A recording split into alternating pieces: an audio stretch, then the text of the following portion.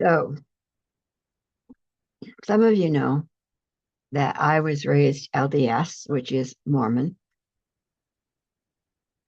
And in that culture in the 1920s and 30s, it was an accepted and encouraged uh, action for members of the congregation to get their own personal revelation, to get guidance from divine,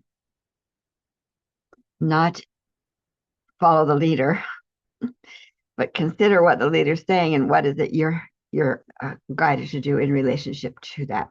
It's changed over the years. I knew a couple of brothers whose parents had been part of a group from within a church congregation and neighborhood in the north, just north of Salt Lake City. And they met regularly to provide space and time to get information. And they saw our day. They saw things, the mobs ravaging the cities, etc.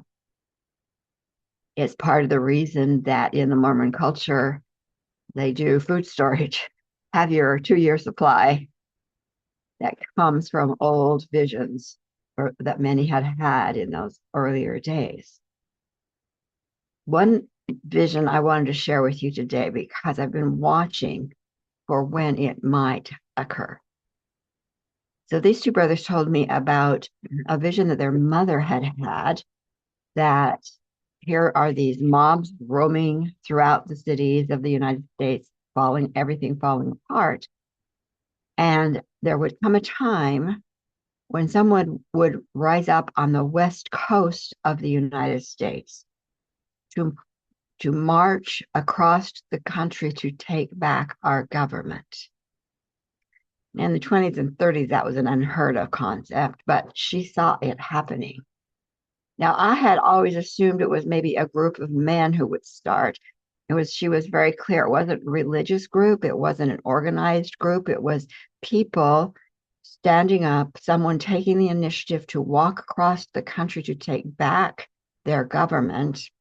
And along the way, others would join them, would join them, would join them.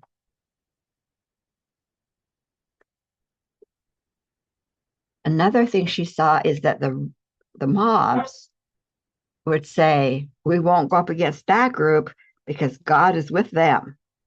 In other words, the group would have such a sense of integrity, of clarity, of protection, that they wouldn't be harmed as they did this march. Well, here we have women walking across America, begun in Oregon with a woman, Emily, two children, husband who travels a fair amount, who said, I have to take action, and began a walk across America to end up at the nation's capital in November. Is this the walk?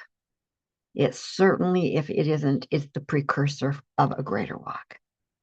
Do you want to be involved? I am going to be involved in whatever way I can. I can't march, don't have that capacity. But I can hold the light, hold the protection, share the word, financially support. Women coming together is the answer. And it's not just one, it's many points gathering and marching for the same goal, taking back our government, our families, our world, our culture. Love you.